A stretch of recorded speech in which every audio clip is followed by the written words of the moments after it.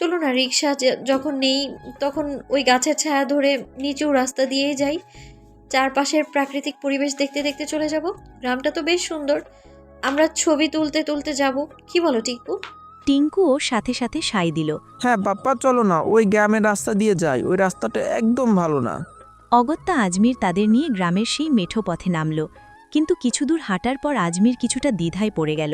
সে এদিকে খুব একটা আসে না, তাই ঠিক কোন দিকে যাচ্ছে তা বুঝতে পারছিল না। মনে মনে ভয় হলো রাস্তা হারিয়ে ফেলে নিত। আশেপাশে কোনো মানুষও চোখে পড়ছে না। এদিকে শাড়ি পরে অতটা পথ হেঁটে মেহু একদম ক্লান্ত। সে হাঁপাতে হাঁপাতে বলল, মেজর সাহেব একটু দাঁড়ান, আমি আর পারছি না, ভীষণ হাঁপিয়ে উঠেছি আমি। এখানে একটু জিরিয়ে নিই আর কয়েকটা ছবি তুলি। মেহুর অনুরোধ আজমির ফেলতে পারল না। আজমির দেখল মেয়েটা সত্যি অনেকক্ষণ হেঁটেছে। সে মেহুকে বিশ্রাম নিতে বলে নিজে এদিক ওদিক তাকাতে লাগল, যদি কোনো মানুষের দেখা পাওয়া যায় যে কিনা সঠিক পথের হদিশ দিতে পারবে।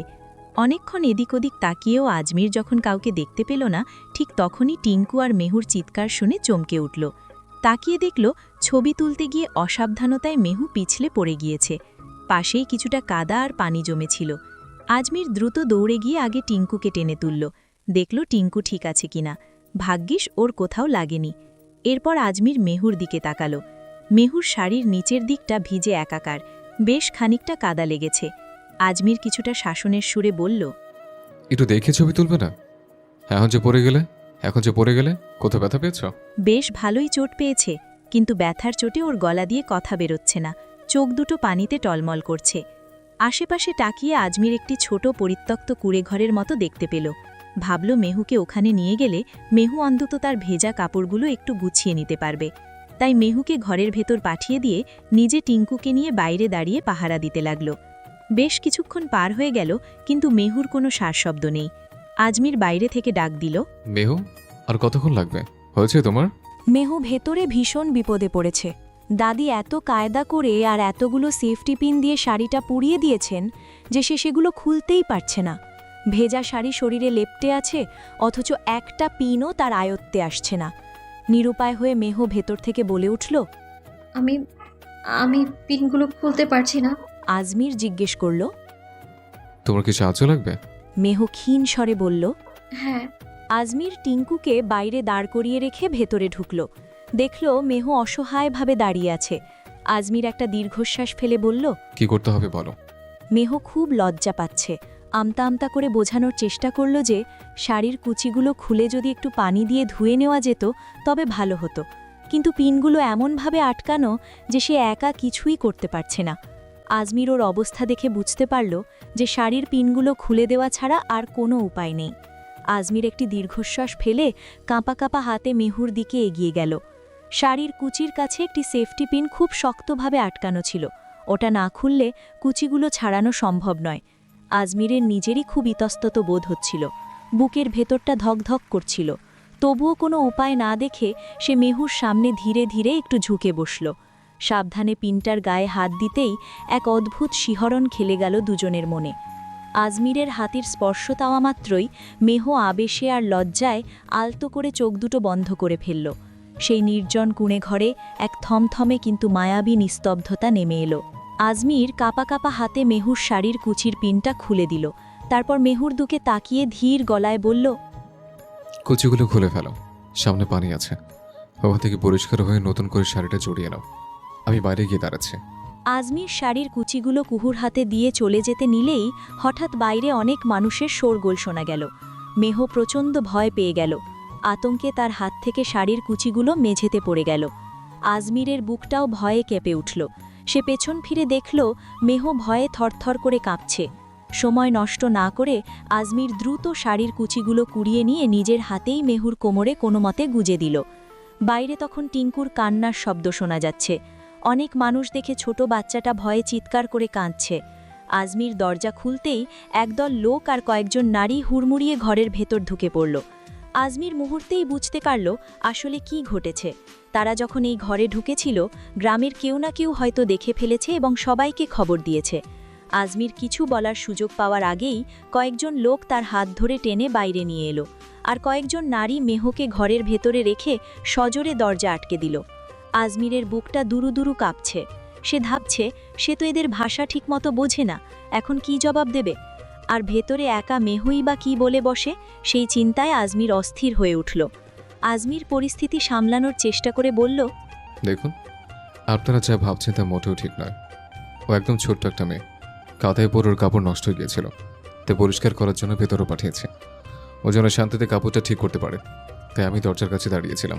কিন্তু গ্রামের লোকগুলো তার কোনো কথাই বিশ্বাস করল না। তারা উল্টো রেগে গিয়ে বলতে লাগলো, রাখেন তো আপনার এসব বানানো গল্প, আমরা আপনাকে হাতে নাতে ধরেছি, এখন তো কত কথাই না বলবেন। সি, লজ্জা করে না? এতটুকু একটা বাচ্চার সাথে আপনি এসব করছিলেন? বাচ্চাটাকে বাইরে রেখে ভেতরে এই কাজ? আপনি নাকি আবার তার বাবার পরিচয় দেন? তারা আজমিরকে কোনো কথা বলার সুযোগ না দিয়েই একের পর এক অপবাদ দিতে শুরু করল। তাদের কঠোর কথা আর সন্দেহের দৃষ্টির সামনে আজমির একেবারে অসহায় হয়ে পড়ল।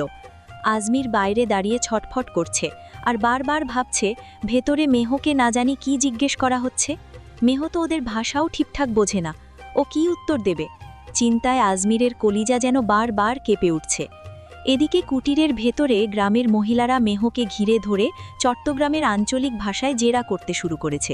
সত্যি করি কসন, তোয়ারে ফুলাই ভাষাই ইয়ে মানিস সেই এনত লই এই সেননি, খারাপ কাম করিবাল্লাই তো তোমার এই বা ফুলাইয়ে। হায় রে, মাইয়াডা গত কম বয়স, বাইরে একখান পোয়ার আক্ষি, পোলারে উবুর গড়ি দি, ভিতরে কি হরর সন।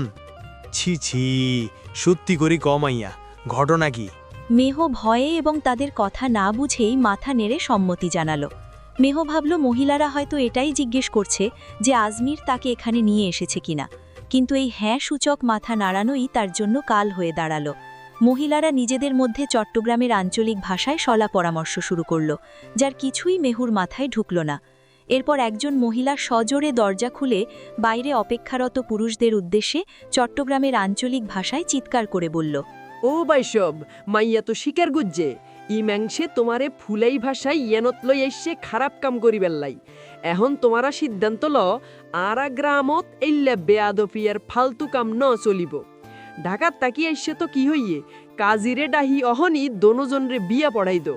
চারদিকের গুঞ্জন আর অপবাদ শুনে আজমির আর স্থির থাকতে পারল না। সে চিৎকার করে বলে উঠল, আপনারা জানেন আমি কে?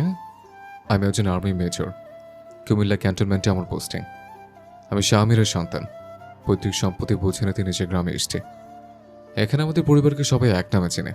আজমিরের এই তেজস্বী কথার মাঝে সেখানে এলাকার চেয়ারম্যান এসে হাজির হলেন। খবর পেয়ে আজমিরের দূর সম্পর্কের চাচাদের বাড়ির লোকজনও ছুটে এসেছেন। গ্রামের এক নির্জন জায়গায় মেয়ে সহ আজমির ধরা পড়েছে, এই খবর শুনে বাড়িতে দাদির মন হু হু করে কেঁদে উঠল। তিনি নিজেকেই দোষ দিতে লাগলেন, কেন ওদের দুজনকে একা ছাড়লেন। মিনুর মাও কান্নায় ভেঙে পড়লেন, তার ছোট মেয়েটা না জানি কি অবস্থায় আছে। সবাই যখন ঘটনাস্থলে পৌঁছালো তখন সেখানে এক বিশাল বিচার বসেছে। আজমিরের চরিত্র নিয়ে কারো মনে কোনো সন্দেহ ছিল না। স্বামীরের সন্তান শুনে এবং আর্মির মেজর শুনে সবার ব্যবহার পরিবর্তন হলেও মুদ্রা পরিবর্তন হলো না। গ্রামের মানুষের মুখে যে অপবাদ ছড়িয়েছে তা থেকে মান সম্মান বাঁচানো এখন দায়। পরিস্থিতি বেগতিক দেখে আজমিরের চাচারা হঠাৎ চিৎকার করে বললেন, আরে, এ তো আজমিরের বউ।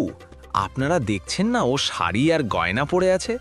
বাড়ির নতুন বউকে নিয়েও একটু ঘুরতে বেরিয়েছে, এতে দোষের কি আছে? আজমির চাচাদের মুখে এই কথা শুনে যন্ত্রণায় আর লজ্জায় চোখ দুটো বন্ধ করে ফেলল। একটি মিথ্যা তার জীবনে এত বড় কাল হয়ে আসবে তা আজমির কল্পনাও করেনি। আজমিরের সব মান সম্মান যেন মুহূর্তেই ধুলোয় মিশে গেল। আজমিরের কলিজাটা বারবার মেহুর জন্য কেঁপে উঠছে। ও তো নিষ্পাপ, ওর কোনো দোষ নেই। শুধু বেড়াতে এসে মেয়েটার জীবনে কেমন ঝড় বয়ে গেল। যদি স্বেচ্ছায় তাদের মিলন হতো তবে আজমিরের মনে এতটা আক্ষেপ থাকতো না, কিন্তু এখানে তো মেয়েটিকে বাধ্য করা হচ্ছে। আজমিরের বয়স 36 আর মেহু কতটুকু। এই বয়সের ব্যবধান আর জোরপূর্বক সম্পর্কটা যদি ভবিষ্যতে মেহুর কাছে বোঝা হয়ে দাঁড়ায়, যদি আজমিরকে মেনে না নেয়, যদি টিঙ্কুকে গ্রহণ না করে, তবে আজমির নিজেকে কোনো দিন ক্ষমা করতে পারবে না। মিনু মেহুকে নিজের বুকের সাথে জড়িয়ে ধরে মাথায় হাত বুলিয়ে দিচ্ছেন। মেহু ডুকরে কেঁদে উঠে বারবার বলছে, মা, বিশ্বাস করো, আমরা কোনো খারাপ কাজ করছিলাম না। আমি পড়ে গিয়েছিলাম বলে মেজর সাহেব আমায় ভেতরে পাঠিয়েছিলেন কাপড়টা পরিষ্কার করতে। এর মধ্যে সবাই এসে আমাদের এইভাবে ধরলো। ছোট্ট মেয়ের এই করুণ কান্না শুনে মিনুর বুকের ভেতরটা যেন ভেঙে চুরমার হয়ে যাচ্ছে। তিনি মেয়েকে সান্ত্বনা দিয়ে বললেন, আমি জানি মা, আমি বিশ্বাস করি আমার মেয়ে কোনো অন্যায় করতে পারে না। আর আজমিরকেও আমি ছোটবেলা থেকে চিনি, ও এমন ছিলেই না। মিনু এবার দাদির দিকে তাকিয়ে কাতর স্বরে বললেন, খালাম্মা, এ কি হয়ে গেল? আমার মেয়েটার জীবন নিয়ে তো আমি এমনটা ভাবিনি।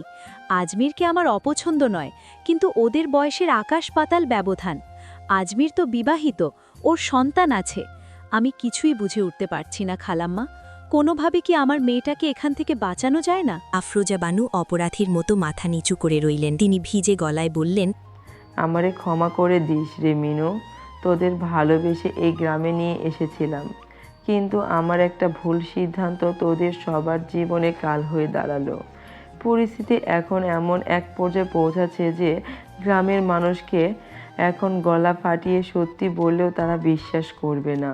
ওরা যেভাবে আজমির আর মেহুকে হেনস্থা করেছে, এখন বিয়ে ছাড়া মান সম্মান নিয়ে ফেরার কোনো পথ খোলা নেই। সবার চোখে জল, কিন্তু পরিস্থিতির কাছে সবাই আজ বড্ড নিরুপায়। মান সম্মান বাঁচানোর তাগিদে চেয়ারম্যান সালেব আজমির ও তার চাচাদের দিকে তাকিয়ে গম্ভীর গলায় বললেন, দেখো বাবা, আমি তোমাদের পরিবারকে খুব ভালো করেই চিনি। শামির ভাই আমার পুরনো বন্ধু ছিলেন। আমি তোমাকে ব্যক্তিগতভাবে সন্দেহ করছি না, কিন্তু এটা তো গ্রাম। তোমরা এখানে যেভাবে ধরা পড়েছ, তাতে মানুষের মুখ বন্ধ করা সম্ভব নয়। এখন যদি তোমরা বিয়ে না করে চলে যাও, তবে তোমার মৃত বাবার সম্মানে যেমন আঘাত লাগবে, তেমনি সারা জীবন তোমাদের পরিবার এই কলঙ্ক বয়ে বেড়াবে। চাচারাও এই সুযোগে আজমিরকে বোঝাতে লাগলেন, তুই আর্মিতে আছিস বলে পুলিশ ডেকে হয়তো এখান থেকে বের হয়ে যেতে পারবি, কিন্তু আমরা তো এই গ্রামেই থাকি, আমাদের মান সম্মানের কথাটাও তো ভাবতে হবে।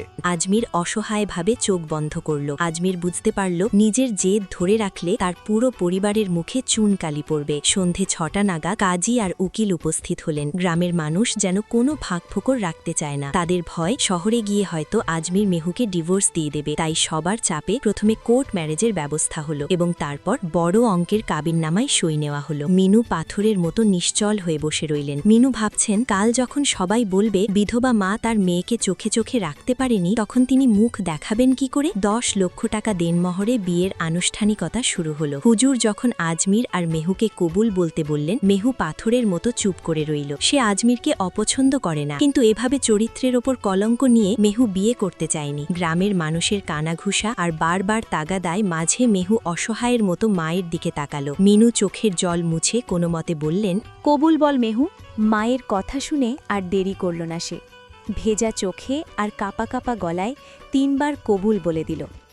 আজমিরও চোখ বন্ধ করে নিজের ভাগ্য মেনে নিয়ে কবুল বলল। চারদিকে তখন মিষ্টি বিতরণের ধুম আর মোনাজতের শব্দ, অথচ এই হুল্লোড়ের মাঝে কেবল 2টি মানুষই জানল এক টুকরো মিথ্যে আর পরিস্থিতির নিষ্ঠুরতা কিভাবে তাদের জীবনটাকে চিরদিনের জন্য বদলে দিল। এই পুরো হইচই আর বিশৃঙ্খলার মধ্যে ছোট্ট টিঙ্কু কিছুই বুঝতে পারছিল না। তার কাছে সবকিছুই ছিল ধোঁয়াশা। তবে টিঙ্কু এটুকু সে বুঝতে পেরেছে যে তার বহুদিনের স্বপ্ন আজ সত্যি হয়েছে। পাশ থেকে কেউ একজন যখন তাকে ফিসফিস করে বলল যে মেহু এখন থেকে তার নতুন মা, তখন টিঙ্কুর খুশির সীমা রইল না। টিঙ্কু এক ছুটে গিয়ে মেহুকে জড়িয়ে ধরল এবং প্রথমবারের মতো মেহুকে মা বলে ডাকল। মা ডাক শোনা মাত্রেই মেহু যেন থমকে গেল।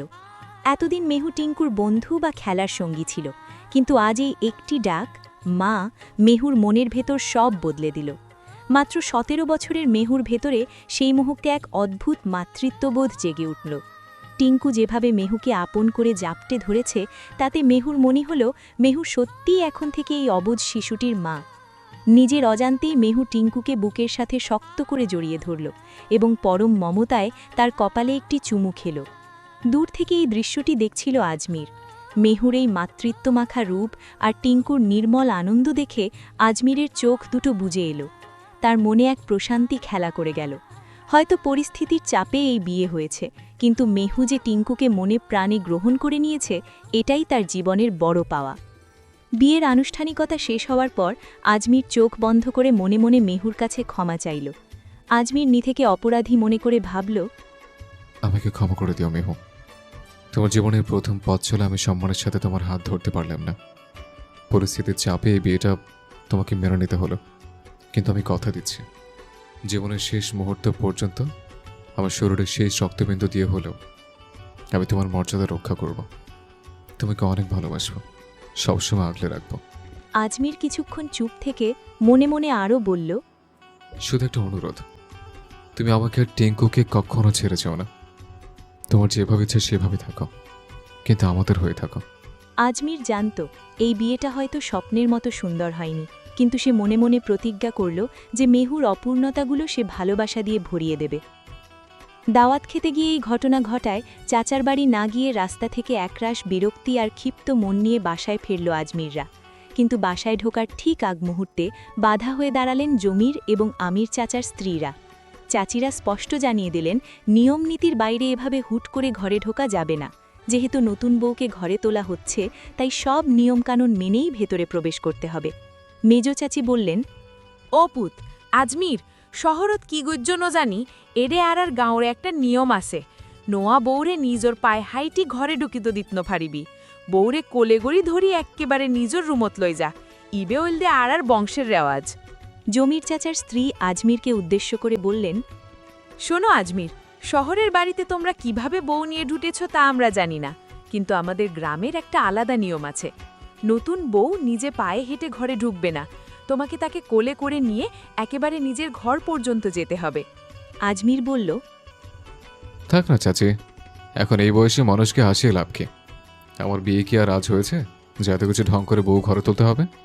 সামনে টিঙ্কু আছে, লজ্জার ব্যাপার। বাদ দাও না এসব, সামনে মিনু আন্টিও আছে। ও দাদি, তুমি চাচিদের বুঝিয়ে বলো না এসব না করতে। চাচি ধমকে বলে উঠল, অপুত, ইগুন কি কস তুই? তোর না হয় ইবা দোসরা বিয়া, তোর বয়স হইলে কিত্ত এসে মাইয়ে পোয়া ইবা তো একখানা কচি বউ, ইবার তো পইলা বিয়া, ইবার মনে কোনো শখ আহ্লাদ নাইনি। সুপসাপ বউরে কোলেগড়ি তুলিল, আর একখান কথাও নকইবি। মিনু আন্টি মেহু কিছুই বুঝতে পারছে না, তবে দাদি চোখের ইশারায় আজমিরকে বুঝিয়ে দিলেন এটা নিয়ম, মানতেই হবে। আজমির মনে মনে ভাবল চাচি ঠিকই বলেছেন।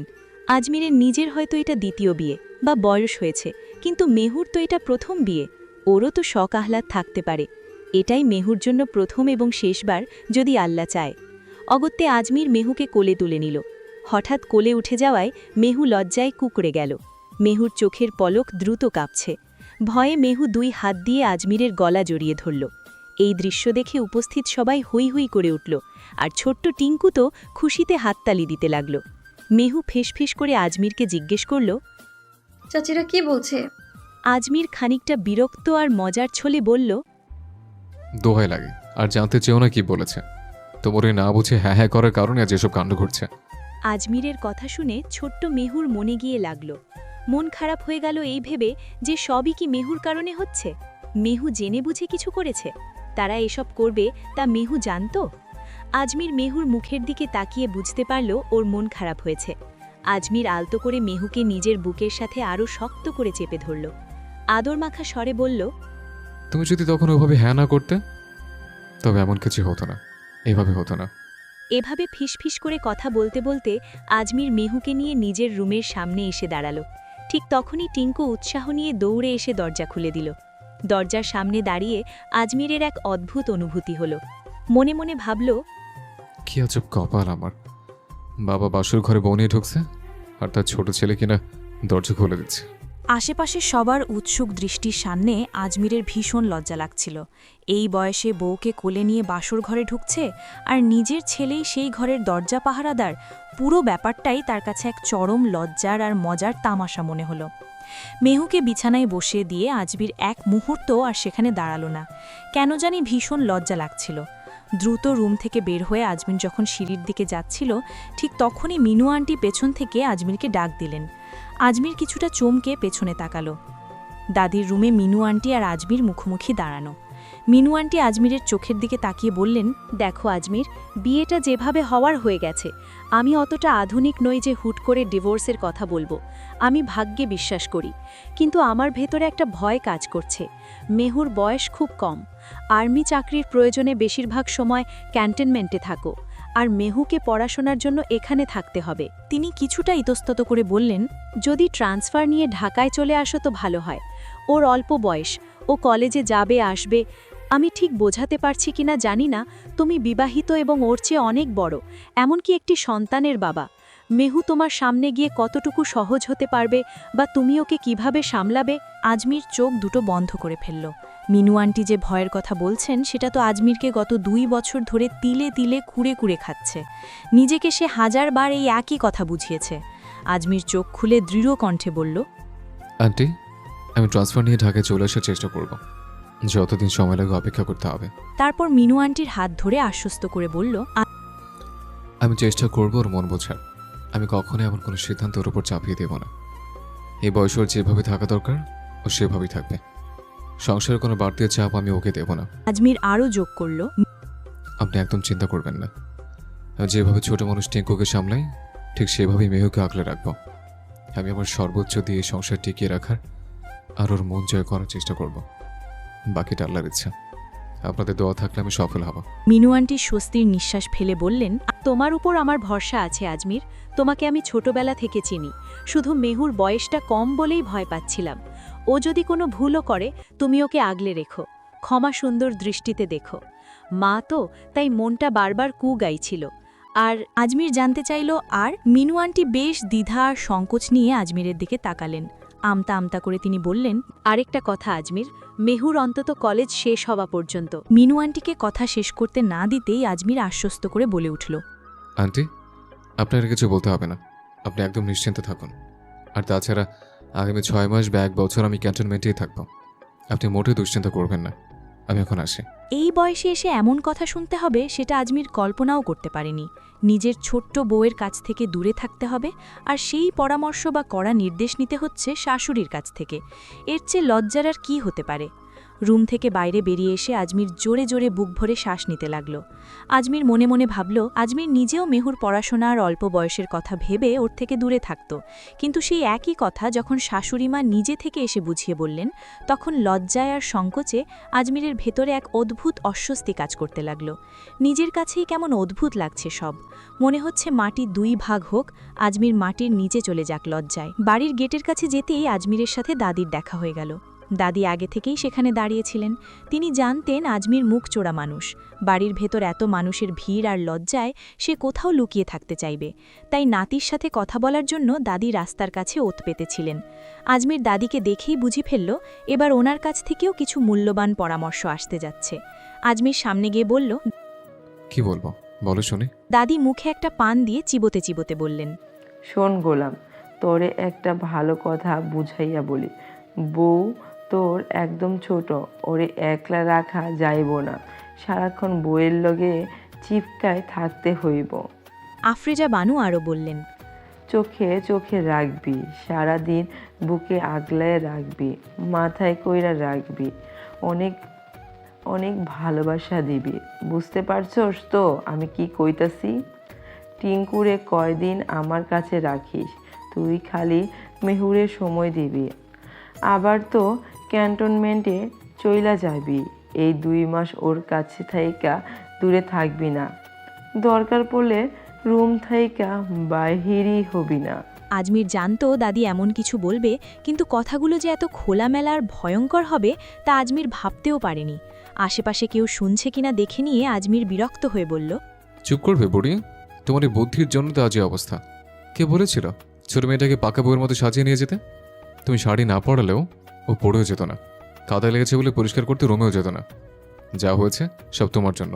খবরদার আমাদের বিষয়ে আর একটা কথাও বলবে না। আজমিরের ধমক খেয়ে আফরোজা বানুও গর্জে উঠলেন। তিনি বললেন, যা হয়েছে ভুল হয়েছে মানলাম, কিন্তু ভুল থেকেই ভালো কিছু হয়। পরে ঠিকই এই দাদির কথা মনে করবি আর ধন্যবাদ দিবি। আমার তো খালি দোষী দেখছস তুই। কয় এত সুন্দর পরীর মতো টুকটুকে একটা বউ পাইছস, ওরে কোলে নিয়া বইসা থাকবি। তা না কইরা তুই মুখ কালা কইরা বাইরে চইলা যাইতেছস। গোলাম, বউ নিয়ে এমন করলে কিন্তু এই বউ থাকবো না। ওই সত্যি কইরা কত, তোর কোনো সমস্যা আছে? দাদির কথা শুনে আজমিরের কান গরম হয়ে গেল। আফসোসের সুরে বলল, তুমি থামো তো, আমি গেলাম। খবরদার আর একটা কথা বলবে না। আর টিঙ্কু বা মেহুর গানে কোনো আজেবাজে কথা একদম ঢোকাবে না। আজমির হনহন করে চলে যাচ্ছে দেখে দাদি পেছন থেকে চেঁচিয়ে বললেন, আমি তো খালি আজে বাজে কথাই কই, এগুলো কাজের কথা, কইতে হইব, নাইলে কিন্তু বউ থাকবে না রে গোলাম। রাত তখন 11টা। একে একে মেহমানরা সবাই যার যার বাড়ি চলে গেছে। সবাই আজমিরের জন্য অপেক্ষা করছিল ঠিকই, কিন্তু পরিস্থিতি বুঝে কেউ আর তাকে বেশি বিরক্ত করল না। সবাই চলে যাওয়ার পর আজমির খুব সাবধানে রুমে এলো। দরজা খুলে ভেতরে ঢুকতেই দেখল মেহুকে সুন্দর করে শাড়ি পরিয়ে সাজিয়ে গুছিয়ে বিছানায় বসিয়ে রাখা হয়েছে। আজমিরের পায়ের শব্দ পেতেই মেহু চমকে চোখ তুলে তাকালো। সারা দিনের ধকল, প্রচণ্ড ক্লান্তি আর কান্নাকাটির পর মেহুর চোখে এখন রাজ্যের ঘুম। সে ঘুমে ঢুলুঢুলু অবস্থায় বসে আছে। মেহুর ওই ক্লান্ত মুখের দিকে তাকিয়ে আজমিরের বুকের ভেতরটা কেঁপে উঠল। নিষ্পাপ আর পরিশ্রান্ত একজোড়া চোখ আজমিরের দিকে তাকিয়ে আছে। অন্যদিকে আজমিরকে দেখে মেহুর ভেতরেও এক অদ্ভুত অস্বস্তি শুরু হলো। কাল পর্যন্ত এই মেজর সাহেবকে দেখে তার এত লজ্জা লাগেনি যা এই মুহূর্তে লাগছে। মনে হচ্ছে দুজনের জন্য পুরো পৃথিবীটা যেন থমকে গেছে। দুজনে অপলক দৃষ্টিতে একে অপরের দিকে তাকিয়ে রইল, মুখে কোনো কথা নেই। মেজর আজমির দরজায় হেলান দিয়ে স্থির দৃষ্টিতে তাকিয়ে আছে তার সদ্য বিবাহিত স্ত্রী মেহুর দিকে। মেহুকে কে বা কারা যেন নিপুণ হাতে বধূগেশে সাজিয়ে বিছানায় বসিয়ে রেখে গেছে। লাল শাড়ি আর ভারী গয়নায় ঢাকা মেহুর ওইটুকু মুখ দেখে আজমিরের বুকের ভেতরটা কেমন যেন হাহাকার করে উঠল। আজমির জানে এই অল্প বয়সী মেয়েটার ওপর দিয়ে আজ সারাদিন কত ধকল গেছে। বধূ বেশে পরীর মতো লাগছে, কিন্তু ঘুমন্ত পরী। আজমির নিজের চিন্তাভাবনাগুলোকে সংযত করল। আজমিরের তীক্ষ্ণ চোখ স্পষ্ট দেখতে পাচ্ছে মেহু ভীষণ ক্লান্ত। এদিকে আজমিরকে দরজায় দাঁড়িয়ে থাকতে দেখে মেহুর আধো বোঝা চোখ দুটো একটু নড়ে উঠল। মেহুর তন্দ্রাচ্ছন্ন দৃষ্টিতে এখন এক রাশ বিস্ময় আর জড়তা। মনের ভেতর এক অদ্ভুত অনুভূতি হচ্ছে মেহুর, কেমন যেন একটা অজানা শিহরণ। এই মানুষটা যাকে সে এতদিন দূর থেকে মেজর সাহেব হিসেবে চিনে এসেছে, সেই মেজর সাহেব এখন মেহুর স্বামী। ভাবতেই মেহুর ভেতরটা কেঁপে উঠছে। কি সত্যিই এখন থেকে এই গম্ভীর লোকটার সাথে একই ঘরে একই বিছানায় রাত কাটাবে? এই বিশাল ঘর আর এই গম্ভীর মানুষটার সাথে তার নতুন জীবন শুরু হবে? মেহুর অবুঝ মনে হাজারো প্রশ্ন ভিড় করছে, অথচ লজ্জায় আর আতঙ্কে সে মুখ তুলে তাকাতেও পারছে না। রুমের নিস্তব্ধতা ভেঙে আজমির যখন ধীর পায়ে মেহুর দিকে এগিয়ে এলো, তখন মেহুর মনে হলো তার হৃদস্পন্দন বুঝি সারা বাড়ি জুড়ে শোনা যাচ্ছে। মেহুর মনে হচ্ছে তার হৃৎপিণ্ডের প্রতিটি ধকধক শব্দ বুঝি পুরো ঘরে প্রতিধ্বনিত হচ্ছে। আজমির যত এগিয়ে আসছে মেহুর ভয় তত বাড়ছে। মেহুর হাঁটুজোড়া যেন ভয়ে কাঁপছে। নিজেকে কোনো মতে সামলাতে মেহু দুই হাত দিয়ে নিজের হাঁটু শক্ত করে চেপে ধরল। মেহুর এই ছোট্ট শরীরের প্রতিটি কম্পন আজমিরের তীক্ষ্ণ চোখ এড়াচ্ছে না, সে সবটুকু লক্ষ্য করছে। আজমিরের জীবনে এই বাসর রাত হয়তো প্রথম নয়, কিন্তু মেহুর জন্য এটি সম্পূর্ণ এক নতুন এবং অজানা জগৎ। আজমির বুঝতে পারছে না এই ছোট্ট মেয়েটার সাথে ঠিক কিভাবে কথা শুরু করলে মেহু সহজ হবে, কিভাবে মেহুর এই পাহাড় সম আতঙ্কটুকু দূর করা যাবে। মেহুর এই জড়তা আর ভয় দেখে আজমিরের মনে এক অদ্ভুত অপরাধ বোধ জেগে উঠল। আগে হয়তো আজমির নারীর সান্নিধ্য পেয়েছে, কিন্তু মেহুর জীবনে আজমির প্রথম। আজ মেহুর সামনে নিজেকে কেমন জানি ছোট মনে হচ্ছে আজমিরের। মেহুর কাছে জীবনের এই শ্রেষ্ঠ অনুভূতিগুলো সব প্রথম, অথচ আজমির এই সব কিছুই আগেই পেয়েছে ও হারিয়েছে। এক নিষ্পাপ কিশোরীর প্রথম প্রেমের অনুভূতির সামনে আজমির নিজের অভিজ্ঞতালব্ধ জীবন নিয়ে কিছুটা আড়ষ্ট বোধ করতে লাগল। মেজর সাহেবের সেই চিরচেনা কঠোরতা যেন মুহূর্তেই এক অজানা মায়ায় রূপ নিল। আজমির ভাবল, যে মেহু তাকে দেখে ভয়ে সিটিয়ে আছে, আগে মেহুর ভয় কাটাতে হবে। আজমিরের প্রথম স্ত্রীর সাথে তার বয়সের ব্যবধান খুব একটা ছিল না। সে ছিল একজন প্রাপ্তবয়স্ক নারী, যার সাথে মনের কথা বলা বা সহজ হওয়া ছিল অনেক বেশি স্বাচ্ছন্দ্যের। কিন্তু মেহু এতটাই ছোট আর ওদের বয়সের পার্থক্য এতটাই বেশি যে আজমিরের নিজের ভেতরেই এক ধরনের দ্বিধা কাজ করছে। মনে হচ্ছে এই পাহাড় সম দূরত্ব আজমির কিভাবে পার করবে। তবুও সমস্ত সংকোচ কাটিয়ে আজমির ধীরে ধীরে মেহুর দিকে এগিয়ে এলো। মেহুর সেই নিষ্পাপ আর আতঙ্কিত চেহারার দিকে তাকিয়ে আজমির খাটের পাশে এসে দাঁড়ালো। কিছুক্ষণ স্তব্ধ থেকে নীরবতা ভেঙে আজমির বলল, আজ হয়তো সবকিছু তোমার কাছে খুব নতুন আর আকস্মিক মনে হচ্ছে। এভাবে হুট করে তোমার জীবনে চলে আসার জন্য আমি দুঃখিত। পরিস্থিতির চাপে পড়ে আমি তোমাকে রক্ষা করতে পারিনি। আজমির মেহুর চোখের দিকে তাকিয়ে শান্ত স্বরে বলতে লাগল, যেভাবেই হোক বিয়েটা তো হয়ে গেছে। আমার তরফ থেকে আমি সর্বোচ্চ চেষ্টা করব সম্পর্কটাকে মর্যাদা দিতে, তবে সবটাই হবে তোমার সম্মতিতে। তুমি যদি এই বিয়েটা মেনে নিয়ে সামনে এগিয়ে যেতে চাও তবে আমি আমার শেয়ারটা দেব। আর যদি মনে হয় তুমি বিয়েতে খুশি নাও তবে তোমার সিদ্ধান্তকে আমি সবচেয়ে বেশি গুরুত্ব দেব। লোকে যাই বলুক, তুমি যা চাও তাই হবে। মেহু বড় বড় চোখ করে আজমিরের দিকে তাকিয়ে রইল। সে তো একবারও ভাবেনি যে এই বিয়েটা ভেঙে দেবে। কবুল বলার সময় যে দেরিটুক হয়েছিল তা ছিল কেবল মায়ের অনুমতির জন্য, আজমিরকে অপছন্দ করার জন্য নয়। কিন্তু মনের এই কথাগুলো সে কিছুতেই মুখ ফুটে বলতে পারল না। আজমির আবার বলতে শুরু করল। আমার অতীত সম্পর্কে তুমি হয়তো অনেক কিছুই শুনেছ, তবু আমি চাই সব কিছু তোমার কাছে খোলাসা করতে। আমার অতীতে আমার স্ত্রী। কথাটি শেষ করার আগেই আজমির হঠাৎ হাউমাউ করে কেঁদে উঠল। আজমিরের অতীতের কথা শুনে মেহুর নিজের কথা মনে পড়ে গেল। তার মনে হলো আজমিরের যেমন একটা অতীত আছে, তার জীবনেও তো একটা অতীত রয়ে গেছে। আজমির যখন সেটা জানবে তখন কি মেহুকে বাজে মেয়ে মনে করবে? এই অজানা ভয়ে আর মনের চাপে মেহুর কান্না আর থামতে চাইল না। মেহুর আকস্মিক কান্না দেখে আজমির হড়বড়িয়ে গেল। কিছুতেই মেলাতে পারছে না, কিছুক্ষণ আগের শান্ত মেয়েটা হঠাৎ এভাবে কান্নায় ভেঙে পড়ল কেন? আজমির তাড়িঘুড়ি করে বিছানায় মেহুর পাশে বসল। আলতো করে মেহুর একটা হাত নিজের হাতের মুঠোয় নিয়ে ব্যাকুল হয়ে বলল, আরে কাঁদছো কেন? আমি কি কিছু বলেছি তোমাকে? আমার কোনো কথা কি কষ্ট পেয়েছ? প্লিজ কান্না থামো মেহু, লোকে শুনে কি মনে করবে? আমাকে বলো কি হয়েছে। মেহু কান্নার বেগে কথা বলতে পারছিল না। কোনো মতে হেঁচকি তুলে কাপা কাপা কণ্ঠে বলল, আমার জীবনেও একটা অতীত আছে, ভীষণ বাজে অতীত। আপনার আগে আমি একজনকে। আমারও একটা অতীত রয়ে গেছে। এটুকু বলেই সে আবার ডুকরে কেঁদে উঠল। আজমির স্তম্ভিত হয়ে গেল। আজমিরের মাথায় যেন আকাশ ভেঙে পড়ল। এইটুকু পুচকি মেয়ের আবার কিসের অতীত? আজমিরের মনে শত শত প্রশ্ন ঘুরপাক খেতে লাগল। কি ছিল সেই অতীত? আজমির নিজেকে শান্ত রাখার চেষ্টা করল। কি হয়েছে আমাকে খুলে বলো, কথা দিচ্ছে আমি রাগ করব না। প্লিজ কান্না থামিয়ে বলো কি হয়েছে। মেহু কান্নায় ভেঙে পড়তে পড়তে কোনো মতে বলল, 2 বছর আগে আমি একজনকে। মেহু আবারও কান্নায় ভেঙে পড়ল। আজমির দেখল মেহুর অবস্থা খুব খারাপ। সে দ্রুত টেবিল থেকে এক গ্লাস পানি এনে মেহুর ঠোঁটে ধরল। আগে পানিটুকু খাও, খেয়ে শান্ত হও, তারপর বলো। মেহু এক চুমুক পানি খেয়ে নিজেকে কিছুটা সামলে নিল। তারপর আমতা আমতা করে মাথা নিচু করে কান্না ভেজা গলায় বলল, 2 বছর আগে আমি একজনকে চুমু খেয়েছিলাম। বিশ্বাস করুন, আমি তাকে চিনি না, জানিও না। শুধু তাকে বাঁচানোর জন্য আমি এটা করেছিলাম। আমার জীবনের সেই প্রথম চুমুটা অন্য একজন নিয়ে নিয়েছে। আমি তো এখন আর পুরোপুরি আপনার নই। আপনি কি এখন আমাকে খুব বাজে মেয়ে ভাবছেন? এই কারণে কি আমাকে ছেড়ে দেবেন আপনি? মেহুর এই ভয়ঙ্কর অতীতের কথা শুনে আজমির কিছুক্ষণ পাথরের মতো স্থির হয়ে রইল। আজমিরের চোখে মুখে এক বিচিত্র অভিব্যক্তি ফুটে উঠল। আজমির বুঝতে পারল না হাসবে নাকি কাঁদবে। এই টুক্কু একটা ব্যাপারকে মেহু তার জীবনের বিশাল পাপ আর অতীত মনে করে এতক্ষণ ধরে কাঁদছে, এবং যা আজমিরের সাথেই। আজমিরের চোখের সামনে মেহুর সারল্য যেন এক নতুন মায়ায় ধরা দিল। আজমির বিমূঢ় হয়ে মেহুর দিকে তাকিয়ে রইল। 2 বছর আগের সেই এক রাতের ঘটনা আজমিরের নিজের জীবনকেও ওলটপালট করে দিয়েছিল।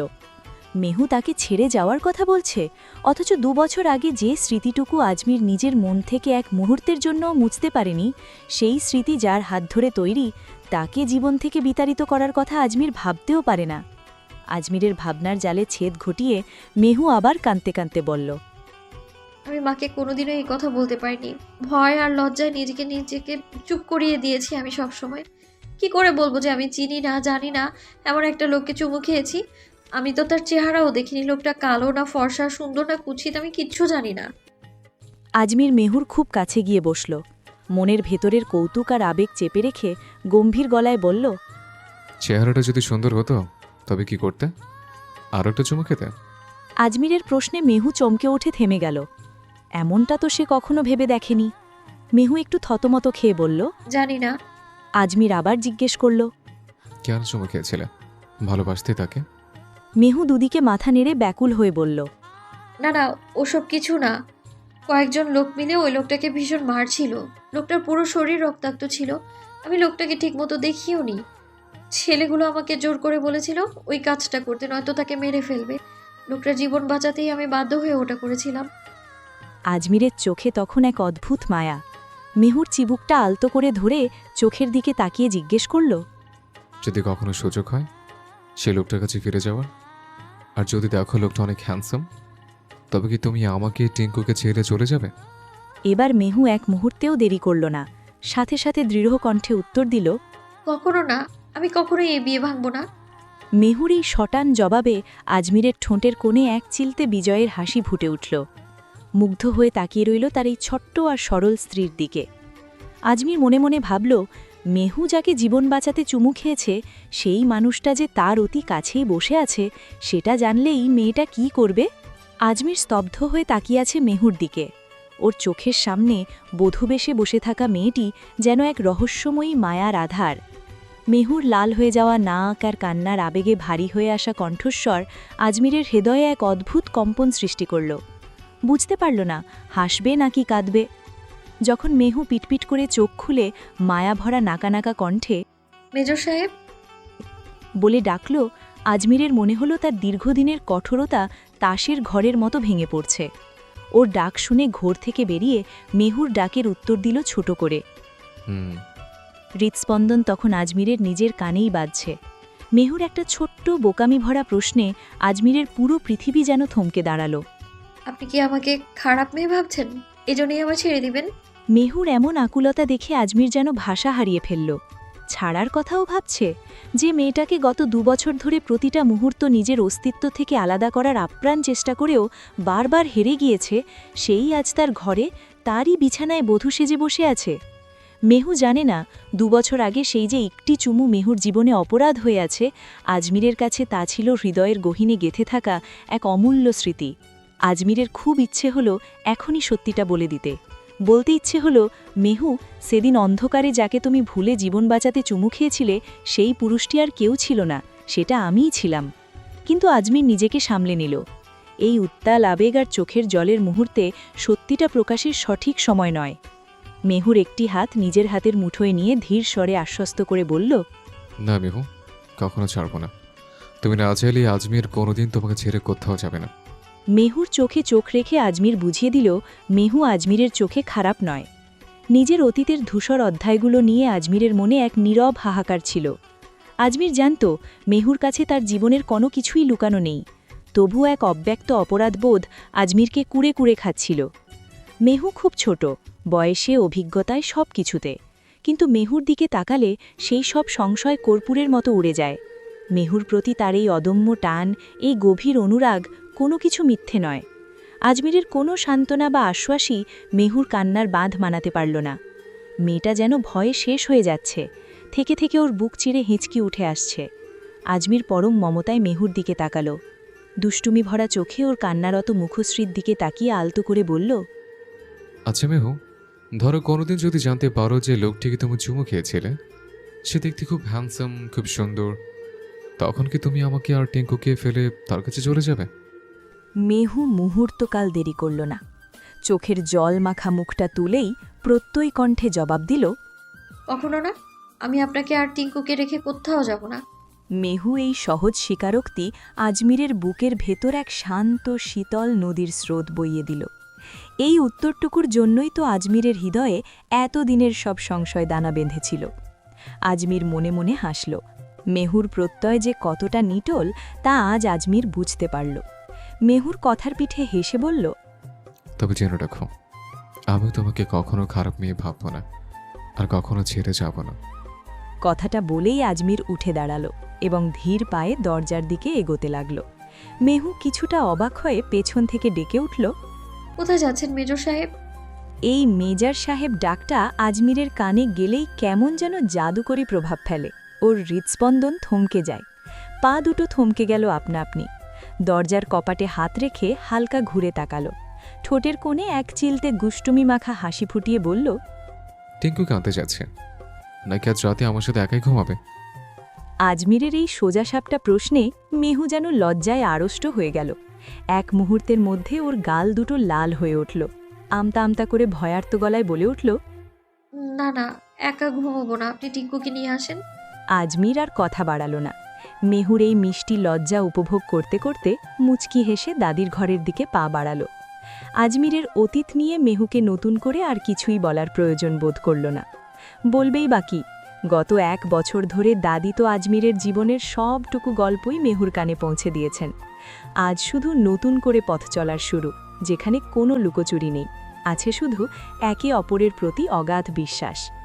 ঘর থেকে বের হবার আগে আজমির মেহুকে বলে গিয়েছিল, উঠে ফ্রেশ হয়ে নাও, শাড়িটা বদলে অন্য কিছু পরে নাও।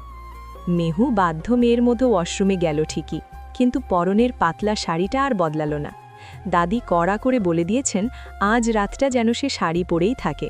বড়দের কথা অমান্য করার সাহস ওর নেই, তাই কেবল হাত মুখ ধুয়ে চুলগুলো পরিপাটি করে বেঁধে আবার এসে বিছানায় জড়সড় হয়ে বসে রইল সে।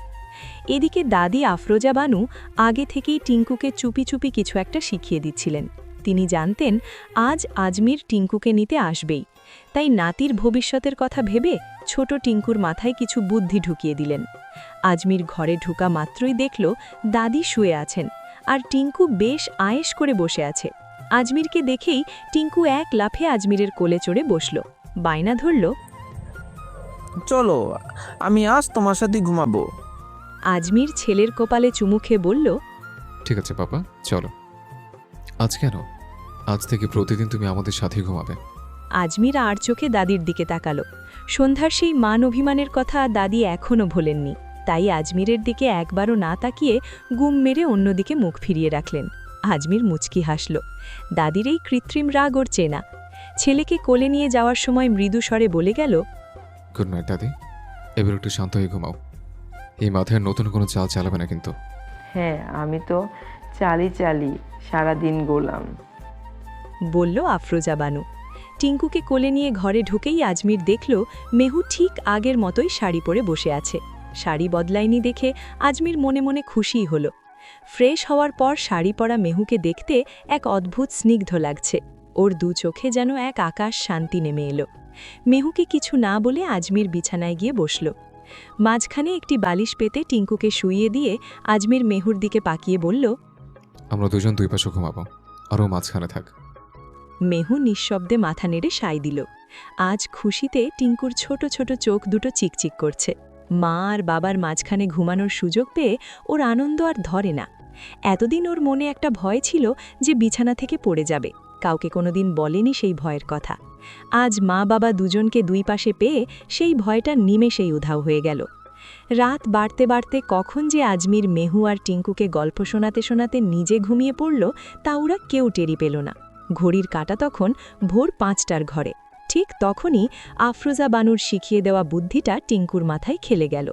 ওর হিসু পেয়েছে, কিন্তু দাদি বলে দিয়েছেন খুব সাবধানে উঠতে হবে, যাতে কারও ঘুম না ভাঙে।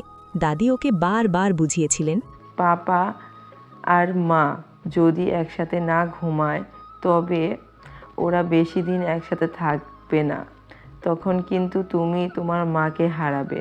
মায়ের হারানোর ভয়ে ছোট টিঙ্কুর মনে এক অদ্ভুত জেদ দানা বেঁধেছিল। টিঙ্কু অত্যন্ত সন্তর্পণে বিছানা থেকে নামল। দাদির শেখানো শেষ কাজটুকু করতেও সে ভুলল না। খুব ধীরে আজমিরের হাতটি টেনে মেহুর গায়ের উপর তুলে দিল। তারপর চোরের মতো পা টিপে টিপে রুম থেকে বের হয়ে দরজার পাল্লা দুটো ভেজিয়ে দিয়ে সোজা দাদির রুমে চলে গেল। সকাল 7টা। আজমিরের হঠাৎ ঘুম ভাঙল এক বিচিত্র অনুভূতিতে। নাকের কাছে গলায় কিসের যেন একটা নরম সুরসুরি লাগছে। গত কয়েক বছরে এমন অনুভূতির সাথে তার পরিচয় নেই। অর্ধ নিমিলিত চোখে পিটপিট করে তাকাতেই আজমিরের বুকের ভেতরটা যেন এক মুহূর্তের জন্য থমকে গেল। দেখল মেহু ওর বুকের সাথে আষ্টে পিষ্টে জড়িয়ে গভীর ঘুমে আচ্ছন্ন। শাড়ির আঁচলটা অবহেলায় খাটের নিচে পড়ে আছে, আর কুঁচিগুলো কিছুটা আলগা হয়ে গেছে। শাড়ি হাঁটুর ওপর উঠে এসেছে। মেহুর একটি পা আজমিরের পায়ের উপর তুলে দেওয়া, ঠিক যেন এক লতা তার প্রিয় বৃক্ষকে পরম মমতায় জড়িয়ে ধরেছে। আজমিরের শ্বাস আটকে এলো। ওর শুকনো গলা দিয়ে যেন স্বর বেরোচ্ছে না। এক অদ্ভুত শিরশিরানি আজমিরের শির দ্বারা বেয়ে বয়ে যাচ্ছে। মনে হলো সময়টা যদি এই মুহূর্তেই থমকে যেত, পৃথিবীর সব ব্যস্ততা থেমে গিয়ে যদি শুধু মেহুর এই নিশ্চিন্ত ঘুম চিরস্থায়ী হতো ওর বুকে। আজমির খুব সন্তর্পণে নিজের একটি হাত বাড়িয়ে মেহুর কপালে লেপ্টে থাকা এলোমেলো চুলগুলো সরিয়ে দিল। চুলগুলো সরিয়ে দিতেই মেহু ঘুমের ঘোরেই যেন আরও একটু প্রশান্তি খুঁজে পেল। আরাম পেল আজমিরের বুকে। আজমিরের বুকের সাথে নাক ঘষে দু হাতে ওকে আরও শক্ত করে জাপটে ধরল। মেহুরি আধো ঘুমে করা আধিক্ষেতেটুকু আজমিরের হৃদয়ের সবটুকু বরফ এক নিমেষে গলিয়ে দিল। আজমিরের মনে হলো এই ছোট্ট মেয়েটি তার জীবনের সেই অসম্পূর্ণ কাব্য, যা আজীবন ধীরে ধীরে পূর্ণতা পাবে। সকাল ৮টা বাজে। আজমির একবার ঘুম থেকে জেগেও আবার ঘুমিয়ে পড়েছে। এমন আরামের ঘুম আজমির কিছুতেই ছাড়তে পারছিল না। অন্যদিকে প্রতিদিন কলেজে যাওয়ার অভ্যাসের কারণে মেহুর ঘুমটা ঠিক সময়েই ভেঙে গেল। ঘুম ভাঙতেই মেহু বুঝতে পারল সে নরম কোনো বালিশের উপর নয়, বরং শক্ত কিছুর ওপর শুয়ে আছে। হাত দিয়ে অনুভব করতেই শ্রাবণের বুকটা ধক করে উঠল। এটা তো মানুষ মনে হচ্ছে। তখনই মেহুর মনে পড়ল, গতকালই তো তার বিয়ে হয়েছে, তাহলে কি সে মেজর সাহেবের ওপর এভাবে শুয়ে আছে? মেহু ধীর পায়ে চোখ তুলে আজমিরের দিকে তাকালো। মেহুর নড়াচড়ায় আজমিরেরও ঘুম ভেঙে গিয়েছিল। মেজর চুপচাপ তাকিয়ে দেখছিল মেহু কি করে। আজমিরের ভয় হচ্ছিল মেহু আবার আগের দিনের মতো চিৎকার করে না বসে। তার ওপর মেহুর কাপড়ের যা অবস্থা সেটা খেয়াল করলে মেহু লজ্জায় কোথায় মুখ লুকাবে সেটা ভেবেই আজমির অস্থির হয়ে যাচ্ছিল। মেহু নিচের দিকে তাকিয়ে দেখল তার শরীরের শাড়ির আঁচল ঠিক নেই। সে আজমিরের বুকের সঙ্গে লেপটে ছিল এতক্ষণ, এখন সরতে গেলেও বিপদ। সরলেই তার উন্মুক্ত শরীর আজমিরের সামনে ধরা পড়ে যাবে। লজ্জায় আর ভয়ে মেহু শুধু ফ্যাল করে আজমিরের দিকে তাকিয়ে রইল। এদিকে আজমির মনে মনে আল্লাহর নাম জপছে। গ্রামের বাড়ি, আশেপাশে অনেক মানুষ। বিয়ের পরদিন সকালেই যদি মেহু চিৎকার শুরু করে তবে মান সম্মান আর কিছুই থাকবে না। মেহু আমতা আমতা করে কোনো মতে বলল, আপনি আপনি এইখানে? আজমির মিনতি করে বাধা দিয়ে বলল, প্লিজ মেহু, চিৎকার করো না, কথা দিচ্ছি কিচ্ছু হয়নি। আগের দিনের মতো চিৎকার করলে সবার সামনে আমার মান সম্মান শেষ হয়ে যাবে। হতবম্ব মেহু শুধু জিজ্ঞেস করল, আপনি এখানে কি করে আসলেন? আজমির পরিস্থিতি সামাল দিতে নিচু গলায় বলল, আমি কিন্তু তোমাকে ধরিনি, তুমি আমাকে আষ্টে পৃষ্ঠে জড়িয়ে ধরে আছো। মাঝখানে টিঙ্কু শুয়েছিল, ও হয়তো উঠে চলে গেছে, আর তুমি ফাঁকা জায়গা পেয়ে আমাকে জড়িয়ে ধরেছ। সত্যি বলছি, আমি কিছুই দেখিনি। এ দেখো, আমি চোখ বন্ধ করছি, তুমি তাড়াতাড়ি উঠে সারাটা ঠিক করে নাও। আজমির আবার অনুরোধ করল, প্লিজ চিৎকার করো না, গ্রামের বাড়ি, সবাই জেনে যাবে। বিয়ের পরদিন সকালে এমন কাণ্ড করলে আমরা মাছ জমা নিয়ে ঢাকায় ফিরতে পারবো না। মেহু এবার বুঝতে পারল দোষটা আসলে তারই। তার ঘুমের স্বভাব যে কতটা খারাপ সেটা সে নিজেও জানে। মেহুই আসলে মেজর সাহেবের বুকের ওপর হাত পা ছড়িয়ে শুয়ে আছে, তাই আমতা আমতা করে বলল, আচ্ছা ঠিক আছে, আমি চিৎকার করব না। মেজর সাহেব, আপনি দয়া করে চোখটা বন্ধ করুন, আমি উঠব। মেহুর মতো একটি মেয়ে যে আজমিরের সদ্য বিবাহিত স্ত্রীর মতো তাকে জড়িয়ে ধরে আছে, এই আবেশে আজমিরের মনে যেন প্রশান্তির শীতল ঝর্ণা বয়ে যাচ্ছিল। কিন্তু আজমির সেটা প্রকাশ করল না। নিজের শরীরের অবস্থাও খুব একটা সুবিধেজনক নয়। বিপদে আছে আজমিরও। আজমির বাধ্য ছেলের মতো বলল, ঠিক আছে, আমি চোখ বন্ধ করেছি, তুমি শাড়ি ঠিক করে নাও। আজমির মনে মনে হাসল। মেহুকে সে কি করে বোঝাবে যে দেখার যা ছিল তা ভোরেই দেখা হয়ে গেছে। মেহু যখন ঘুমের ঘোরে ওলটপালট করছিল তখনই আজমিরের চোখে সব পড়েছিল। মেহু এখন ঘুম থেকে আগে উঠেছে বলেই তড়িঘড়ি করে নিজেকে আড়াল করার চেষ্টা করছে। ঘুম থেকে উঠে ফ্রেশ হয়ে দুজনে ঘর থেকে বেরিয়ে এলো। আগে আগে আজমির আর তার পিছু পিছু মেহু। মেহু শাড়ি বদলে সালোয়ার কামিজ পরে নিয়েছে। আসলে আজমিরের কড়া নির্দেশ ছিল কোনো বিশেষ অনুষ্ঠান ছাড়া হুটহাট শাড়ি পরা যাবে না। কারণটা বলেনি। আসলে শাড়ি পরা অবস্থায় মেহুর দিকে তাকালে আজমির নিজের ওপর নিয়ন্ত্রণ হারিয়ে ফেলে। মুগ্ধ চোখে মেহুর দিকে তাকিয়ে থাকে। গত 2 বছর ধরে বুকের ভেতর যে ভালোবাসা আর মুগ্ধতা জমিয়ে রেখেছিল, হঠাৎ সেই মানুষটিকে এত কাছে পেয়ে আজমির যেন দিশেহারা হয়ে যায়।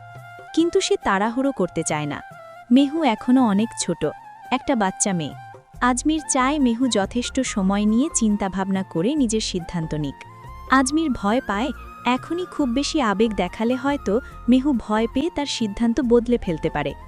আজমির চায় মেহু বুঝে শুনে সিদ্ধান্ত নিক, কোনো চাপ বা তাড়াহুড়ো নয়।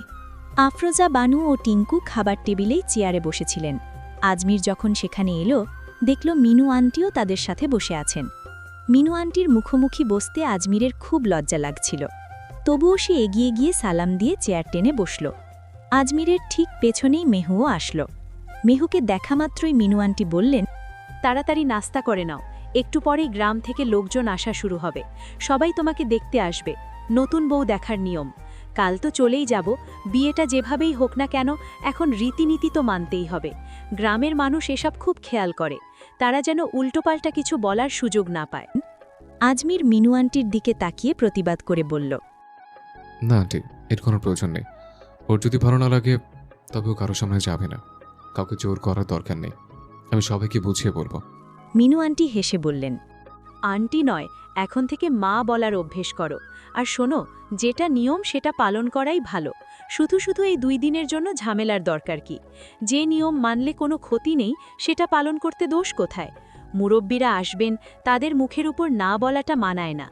যেহেতু বিয়েটা একটু ভিন্ন পরিস্থিতিতে হয়েছে, তাই সব কিছু গুছিয়ে হওয়াই ভালো, যেন লোকে কথা বলার সুযোগ না পায়। টিঙ্কু মা বলে মেহুর কাছে ছুটে এলো। মা ডাকটা শোনা মাত্রই মেহুর মনের ভেতর অদ্ভুত এক অনুভূতি খেলে গেল। এই ভালো লাগা ভাষায় প্রকাশ করার মতো ক্ষমতা তার নেই। মেহু কালক্ষেপণ না করে টিঙ্কুকে পাশের চেয়ারে টেনে বসালো এবং পরম মমতায় তাকে খাওয়াতে শুরু করল। মেহু ভুলেই গিয়েছিল যে আশেপাশে আরও মানুষ আছে। 3 জোড়া মুগ্ধ চোখ তখন মেহুর দিকেই তাকিয়েছিল। মিনু অবাক হয়ে ভাবছিলেন, এই মেয়েটার ভেতর কি আগে থেকেই এতটা মাতৃত্ববোধ ছিল, নাকি বিয়ের পর আল্লাহই ওর মনে এই মায়া ঢেলে দিয়েছেন? মিনু মনে মনে খুব দুশ্চিন্তায় ছিলেন। মেহুর বয়স কম, সে কিভাবে এই নতুন সংসার সামলাবে বা একটা বাচ্চার মা হবে তা নিয়ে তার ভয় ছিল। কিন্তু মেহুর এমন সাবলীল আচরণ দেখে তার সব ভয় কেটে গেল। তিনি বুঝতে পারলেন মেহু যতটা ছোট ভাবা হয়েছিল সে আসলে তার চেয়েও অনেক বেশি বুদ্ধিমতী আর পরিপক্ক। আসলে মায়ের কাছে সন্তান সবসময় ছোটই থাকে, তাই হয়তো তিনি বুঝতে পারেননি।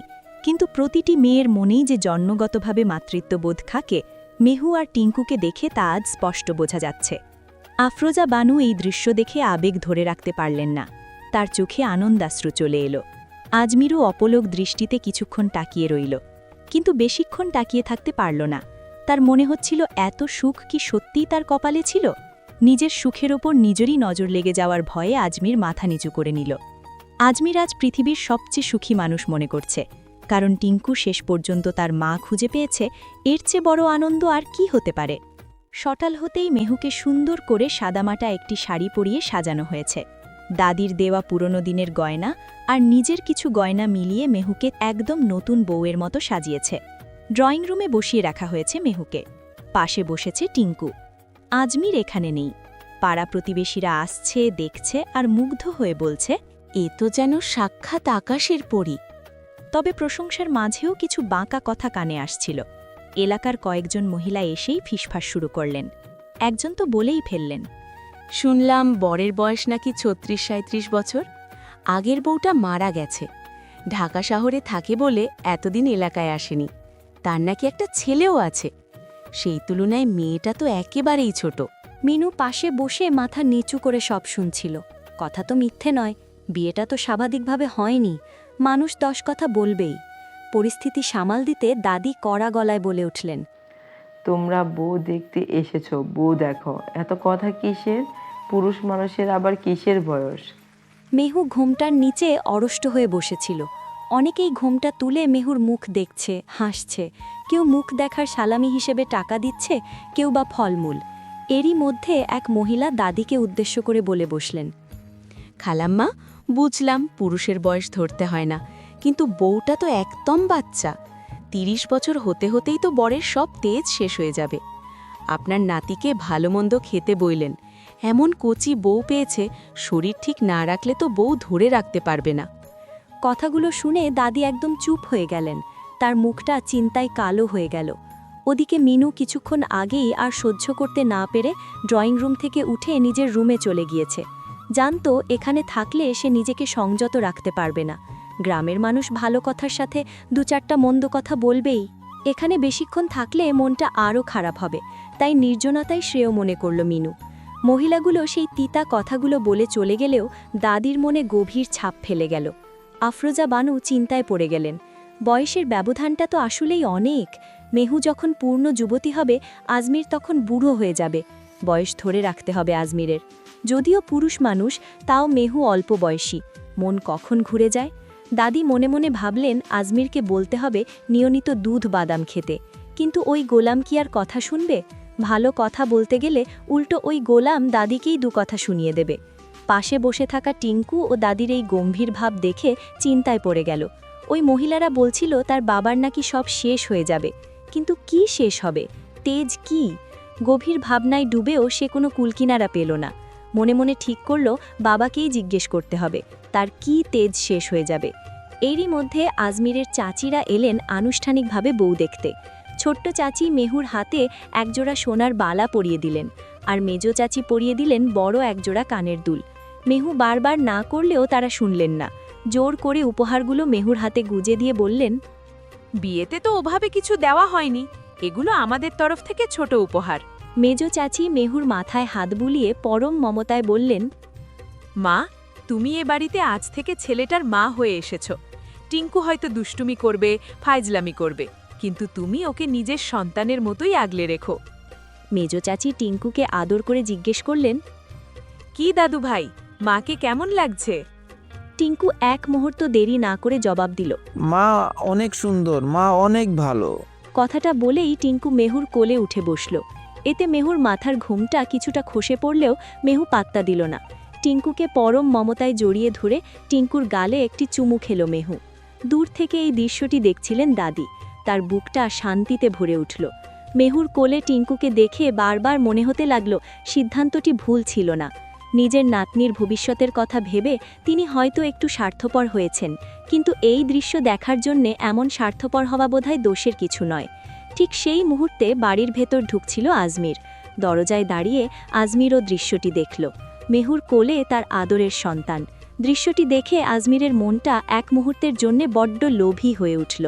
মনে হলো মেহু যদি কোনোদিন চলেও যেতে চায়, আজমির কোনোভাবেই মেহুকে যেতে দেবে না। এই মায়া, এই পরম মমতা আজমির কিছুতেই হারাতে চায় না।